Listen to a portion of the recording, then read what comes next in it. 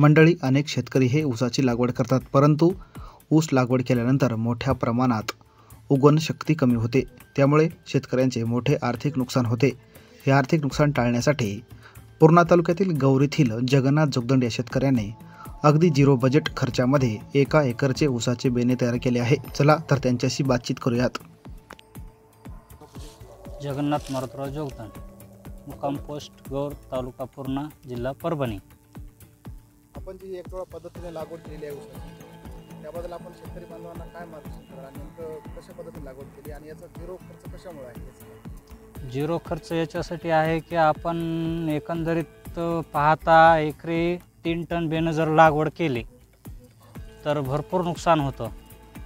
हे एक डोळा पद्धत जर आपण यूज केलं तर डोळा बी बाद होणार नाही आणि 100% उगवण शक्ती होती. आणि जे डोळा तयार केला, जे उगवण शक्ती झाली तेच डोळा आपण शेतामध्ये लागवड करतो आणि ते 100% निघतो. तर आतापर्यंत लोक पारंपरिक पद्धतीने ऊसाची लागवड करायची, त्यामध्ये जवळपास ते एका एकरात 3-3, 3.5 टन जवळपास बेणं लावायचे, परंतु त्याच्यामध्ये 50-60%, 70% जवळपास उगवण शक्ती व्हायची. यामध्ये नेमकी उगवण शक्ती किती होईल बरं? आणि तुम्हाला इथे एकदम बेणं किती लागले एका एकरासाठी? आता एका एकरासाठी आम्हाला जवळपास 700 ते 750 क्विंटल बेणं लागलेलं आहे. आपण रोप तयार केलेलं आहे 5000. तर तसं पाहता एका एकरसाठी 3 टन बेणं लागतं.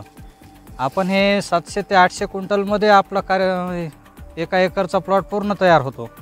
आणि बेणं तयार केल्यामुळं बाद पण होणार नाही.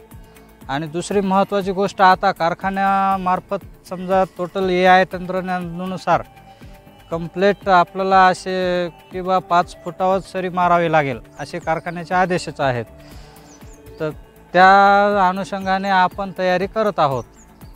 बरं, एक सांगा, नेमकं तुम्ही बेणं कसं तयार केलं? म्हणजे याला नेमकं काय केलं? सुरुवातीला काय केलं अगोदर? सुरुवातीला अगोदर काय, आपण घरच्याच चवाळे असतात थैल्याचे, त्या आपण अगोदर आथरले. त्याच्यानंतर तुम्हाला सांगतो, थोडं 1 इंचभर माती टाकली, त्याच्यामध्ये थोडंफार खत मिक्स टाकला, शेणखत. आणि त्याच्यानंतर आपण ते रोपं व्यवस्थित आथरल्या गेले सरी पद्धतीत. त्याच्यानंतर आपण पुन्हा ते रोपं म्हणजे एक डोळा पद्धत ते बुजवल्या गेली. नंतर वरून पाण्याचा शिडकाव केला, त्याच्यावरून एक पाचट टाकली आपण, म्हणजे वाफा बेड पद्धत आपण जसं म्हणतो तशा प्रकारे समजा तयार केलं, वाफा तयार करून. आणि त्याच्यावरून पुन्हा बंद हवा अशा प्रकारची ही आपण फारी टाकली वर. फारी ही कंप्लीट 8 दिवस होते. 8व्या दिवशी आज आपण काढून घेतलेली आहे. हे एकंदरीत 8 दिवसाचं बेणं तयार आहे. फक्त 8 दिवसामध्ये एवढं तयार हो. आहे. बरं, अनेक आपल्या पूर्णा तालुक्यासह परभणी जिल्ह्यात, महाराष्ट्रात मोठ्या प्रमाणात लागवड होते. अनेक शेतकरी हे ऊसामध्ये जवळपास 3-3, 3.5 टन म्हणजे जवळपास 9-9, 10-10 हजार रुपये त्यांचा खर्च होतो. त्यासोबतच लागवड केल्याच्या नंतर तुम्ही अतिशय जवळजवळ लागवड करता, म्हणजे 2-2, 4-4 इंचावर, 5 इंचावर करता. ती अतिशय माझ्या मते अतिशय चुकीची लागवड आहे असं तुम्हाला वाटत नाही का बरं?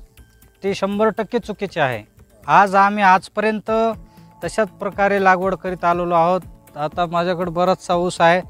आजही आम्ही तीच पारंपरिक पद्धत वापरत आलेलो आहोत. आता यावेळेस आम्ही जरासं कारखाना, पूर्णा सहकारी साखर कारखाना यांचं मार्गदर्शन घेऊन आम्ही आमच्या पद्धतीनं थोडंफार डेव्हलप करायच्या तयारीत आहोत.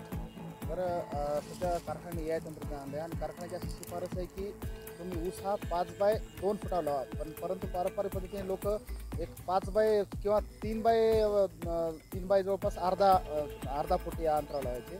तर तुम्हाला योग्य वाटते का? हे तुम्ही जवळपास 6000 बेणं तयार केले, तर 6000 बेणं तुम्ही एका एकरसाठी सफिशियंट पुरेसं आहे का?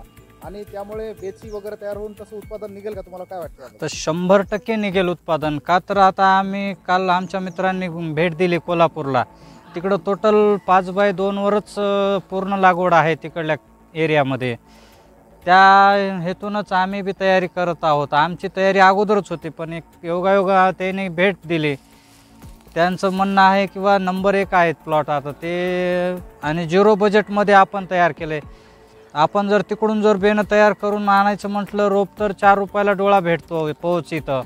आपण हे स्वतः घरी तयार केलेलं आहे. थोडीशी मेहनत आहे वैयक्तिक, आणि असं भरपूर 3-3 टन वजं उचलून वाडे साळा, ते बेणं तोडा, बाद व्हा, दाटवाट लावा, हे कार्यक्रम पण राहणार नाही. हे डायरेक्ट डोळा तिथं लावला तिथंच आपण जसं की आपण वांग्याचं रोप लावतो, टमाट्याचं रोप लावतो, मिरचीचं रोप लावतो, तशा प्रकारे याची आपण लागवड करायची. बरं, यामुळे तुम्हाला वाटतं का बरं म्हणजे उत्पादन चांगलं निघेल आणि भरघोस उत्पादन निघेल असं वाटतं? आता 100% उत्पादन होईलच, का तर आपण अंतर वाढवायलो आणि त्याला आपण ठिबक करणार आहोत. त्या ठिबकद्वारे खतं देतील आपण. पुन्हा तणावर आपला नियंत्रण राहील आपण ठिबक केल्यामुळं. आपण असं पारंपरिक पद्धतीनं सरीनं पाणी देतो, ते विना आवश्यक समजा आपण खत तिथं ते तणकट खाऊन टाकतं. मग हे आपण बेडवर जर लावला समजा तर त्याला ठिबकद्वारे खतं राहतात, ठिबकद्वारे पाणी राहतं आणि खत जे आपण औषधं खतं ड्रिचिंग जे करतो ते तण खाऊ शकणार नाही. ठिबकमुळं 100% आपलं ऊसालाच त्याचा फायदा होईल. बरं, हल्लीच्या या मागील काही दिवसापासून अनेक पिकांचे भाव पडलेले आहेत, त्यामुळे शेतकरी वर्ग मोठ्या प्रमाणात ऊस पिकाकडे वळत आहे. मोठा खर्च ऊसाला आहे, तरीही लोक ऊसाकडे शाश्वत पीक म्हणून बघत आहेत, भरघोस नगदी पीक म्हणून बघत आहेत. तर तुम्ही पूर्णा तालुक्यातील शेतकऱ्यांना काय मार्गदर्शन कराल? या प्रकारचं असं लागवड केलं तर ते सक्सेस राहतील का लोक? 100% सक्सेस राहतील आणि पर्यायही नाही शेतकऱ्याला. आज पाहता आपण मार्केटमध्ये सोयाबीनला भाव नाही. सोयाबीन तुम्हाला सांगतो 2800 ते 3800च्या मधातच. 2012ला होतं 4000 आणि आजही 2025 जवळपास संपत आलेलं आहे, तरी आजही 4000च्या मधातच आहे. तेव्हा तेलाचे भाव 65 रुपये किलो होते. आज तेलाचे भाव 145-150च्या आसपास तेलाचे भाव आहेत. तशी तफावत पाहता सोयाबीन आज फार मायनसमध्ये आहे. ऊस 100% सक्सेस राहील आणि ऊसाशिवाय शेतकऱ्याला पर्यायही नाही. पाणी जर असेल तर 100% शेतकऱ्यांनी समजा हे ऊसच लागवड करावं.